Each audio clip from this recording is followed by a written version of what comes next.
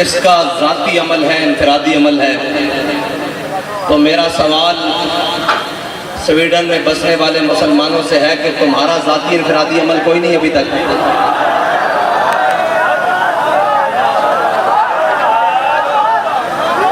اگر تم کلمہ پڑھتے ہو تو تمہارا بھی ذاتی انفرادی عمل اس وقت بہت سارے ہو جانے چاہیے۔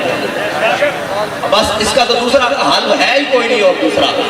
اگر اس کا ذاتی ہے تو پھر تمہارا بھی تو ذاتی خالد بن الولید والا ہونا چاہیے، تمہارا ذاتی عمل بھی تو عمر بن خطاب والا ہونا چاہیے، تمہارا ذاتی عمل بھی تو جناب غازی علم الدین والا ہونا چاہیے، تمہارا ذاتی عمل بھی تو عامر عبد الرحمن چیمہ والا ہونا چاہیے، تمہارا ذاتی عمل بھی تو جناب ممتاز قادری والا ہونا چاہیے۔ بس اس کی دوسری کوئی رائے نہیں ہے کہ اس کے خلاف کیا بات کریں۔ اور ایک اعلان ہے، وہ اعلان یہ ہے کہ لبیک کے پاس حکومت نہیں ہے اور ہمارے پاس اقتدار بھی نہیں ہے۔ اقتدار پر یہود و نصارہ کے ایجنٹ اور دنیا کے بدترین حاکم ہمارے اوپر مسلط ہیں اور سیاسی خسرے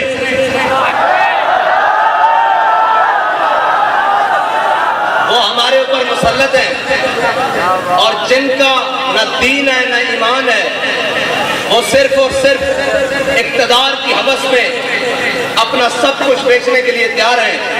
انہوں نے پوری قوم کی عزت بھی بیچ ڈالی ہے۔ میرا اعلان پہلا تو یہ ہے کہ انشاءاللہ اتوار والے دن ظہر سے عصر تک پاکستان کی ہر بڑی شاہراہ پر لبیک والے بیٹھیں گے، اس لیے کہ ہمارے پاس اقتدار نہیں ہے۔ آپ نے گھر سے مسلح اور قرآن لے کر آنا ہے۔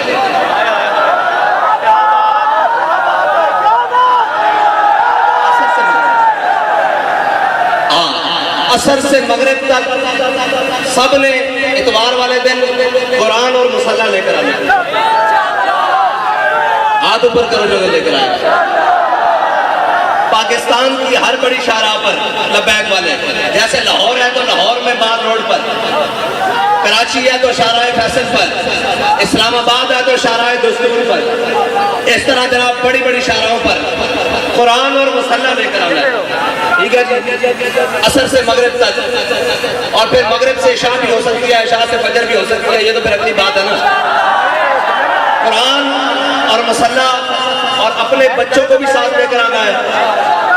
اپنے بوڑھوں کو نہیں مرتے یار، بوڑھے کچھ نہیں ہوتا ہے، بوڑھوں پر بھی ساتھ لے کر آنا ہے، نوجوانوں کو بھی ساتھ لے کر آنا ہے، گھر میں کوئی بندہ نہ رہے۔ ٹھیک ہے بھائی، جتنے لبیک والے سارے مین شاہراہوں پر، اگر شہر دور ہیں تو جو ان کے قریب مین سڑکیں بنتی ہیں وہاں پر آئیں گے۔ یہ ہمارا اعلان اس وقت ہے جب تک لبیک کے پاس حکومت نہیں ہے، اور اگر لبیک کے پاس حکومت ہوتی آج کے دن تو پھر کوئی تحریکی مارچ ریلیوں کا اعلان نہیں ہوتا، صرف ایک پی ٹی وی کا مائک ہوتا، اور جو بھی لبیک جس کو حاکم بناتی وہ سامنے ہوتا، اور وہ کہتا کہ گھروں سے ایک مسلح اور اپنا ہتھیار اور اپنی سواری لے کر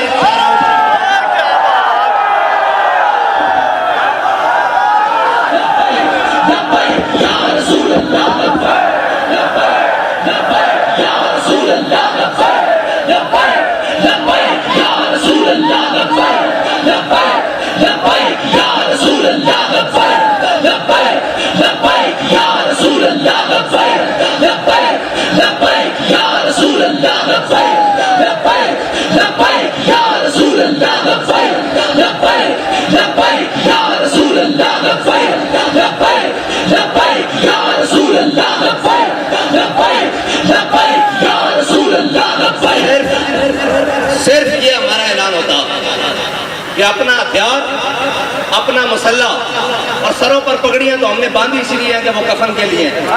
ایسے بھی سفید سوٹ باندھتے ہیں، ایسے بھی شہید تو جس حالت میں بھی چلا جائے۔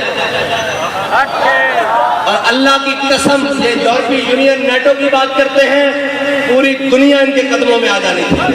اگر یہ اعلان آپ بھی کر دیں کہ تمام مسلمان جو چاہتے ہیں قرآن کی حفاظت ہو تو اپنا مسلح بائیں بغل میں اور اپنا ہتھیار دائیں بغل میں، اور ہاتھ لبیک کے نعرے ساتھ بلند کرتے ہوئے باہر آ جائیں۔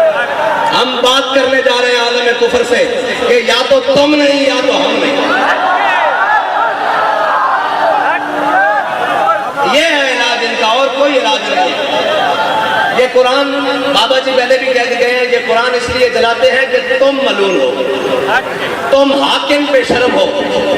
ورنہ یار ایک اسرائیل، اتنا سا اسرائیل آج انہوں نے اس بات کو شامل کیا ہے کہ ٹھیک ہے جی مسلمانوں کا بھی احتجاج، لیکن ہم اس کو اس لیے نہیں چلنے دیں گے کہ جناب اس میں تورات اور یہودیوں کی تورات اور انجیل ہے جی، یہ ساری اس کا بھی جلانے کا انہوں نے اعلان کیا ہے. لہذا ہم سے بات اسرائیل کے سفیر نے کی ہے، ہم آئندہ کے بعد اس کی اجازت نہیں دیں گے. اس کو غیر قانونی قرار دینے لگے ہیں. ڈوب کے مر جانا چاہیے پوری امت مسلمہ کو، پوری امت کو ڈوب کے مر جانا چاہیے، اس لیے کہ ان کا ایک سفیر کے چند لفظ وہ کام کر گئے جو پوری 1.5 ارب مسلمان نہیں کر سکتے. اقبال کہتا ہے حفظ قرآن عظیم آئین درست. اقبال کہتا ہے قرآن کی حفاظت یہ تیرا پہلا آئین ہے، اسلام کا آئین ہے. حفظ قرآن عظیم آئین درست یہ تیرا پہلا آئین ہے. اور حرف حق را فاش گفتن کہتا ہے جب بھی حق کی بات آ جائے سرے بازار کرنا یہ تیرا دین ہے، نہ تو آئین ہے. اب پوچھتے ہیں لبیک والوں کا آئین کیا ہے؟ آج کے بعد آپ کو ہمارا آئین پتہ لگ جائے. اگر لبیک کے بعد پاس حکومت آئی اور اگر کسی نے ایسی حرکت کی تو ہمارا علاج ایک ہی ہو.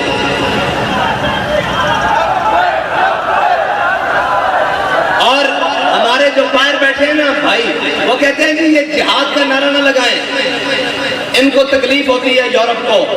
میں کہتا ہوں دب کے لاؤ تاکہ انہوں نے پیڑ پوری ہو گئی.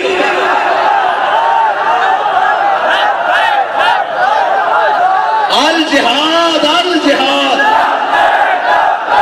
الجہاد الجہاد الجہاد الجہاد. اور نہیں کوئی ایسی دنیا افلاک کے نیچے، نہیں کوئی ایسی، اقبال کہتا ہے نا نہیں کوئی ایسی دنیا افلاک کے نیچے بیمار کا ہاتھ آئے تخت جموں کے. اقبال کہتا ہے دنیا میں کوئی ایسی جگہ رہ نہیں گئی کہ مسلمان کہیں ہم وہاں عزت سے حکومت کر رہے ہیں. اقبال کہتا ہے اس کا ایک ہی طریقہ ہے کہ جہاد کے لیے محمد عربی کی تلوار اٹھا لو. نہیں کوئی ایسی دنیا افلاک کے نیچے بیمار کا ہاتھ آئے تخت جموں کے.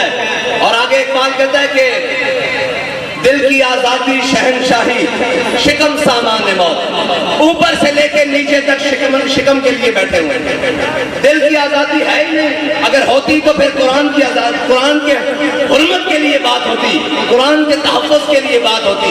ایک سے ایک پڑھ کے لائن آئے، کہتے ہیں جی یہ جناب ایسے آئیں گے، یہ وہ آئیں گے.